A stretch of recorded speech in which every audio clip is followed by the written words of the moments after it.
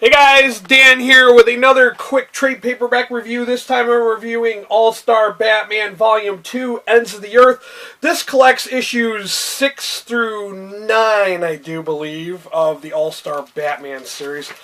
Let me double check that just to be 100% sure. Yes, it covers issues 6 through 9.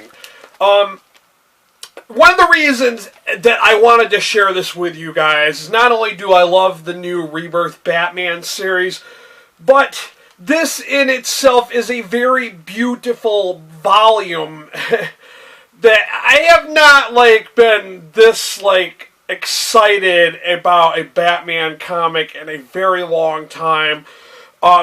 For instance, the cover art is done by an artist named Jock. It's just that. It's just Jock. No first name, no last name, just Jock. Very impressed with his artistic style, which looks like it's done digitally.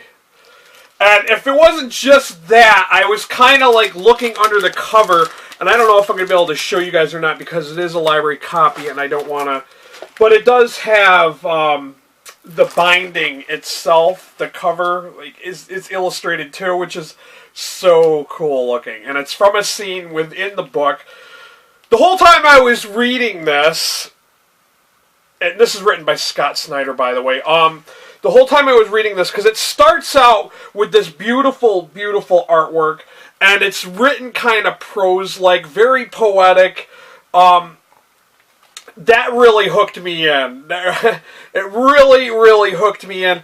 And it's called Ends of the Earth because Batman, of course, being the detective he is, he's going to all different parts of the world, facing up against his known rogues gallery. And the first one starts out with Mr. Freeze, and then it just goes on where he meets up with some of the other villains, and all kind of trying to figure out who is behind this plot. And, who is the main villain behind it all? And, of course, when you get to that part of the story, that's when the poetic prose writing kind of stops and it becomes a regular comic at that point. And to be quite honest, I'm not going to spoil it. I'm not going to say who the main villain is behind everything. But it wasn't really a big shocker. If you are a reader of Batman, you'll pretty much be like, oh, yeah, that figures.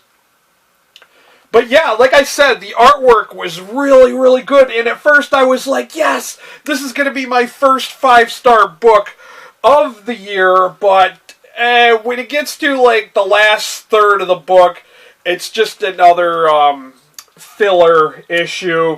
One that they kind of had to bulk up to make for the trade. And that one just wasn't as great as the first 3/4 of the book. So that's why I ended up rating this a 4 out of 5 stars on Goodreads. It is very, very worth picking up just for the artwork and the story alone, the way it's written. It's just, I don't usually say this about comics, and it was beautifully written. I was very impressed with this. I really think it's worth checking out. If you'd like to purchase a copy of this for yourself, please find the link down below and click that.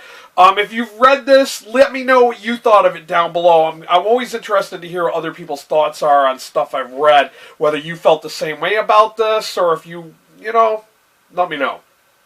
If you happen to come across this video and you're not a subscriber, please hit that subscriber link. It matters more now than ever. I cannot emphasize that enough. So that's all I got for you guys. Thanks for watching. Until next time, later.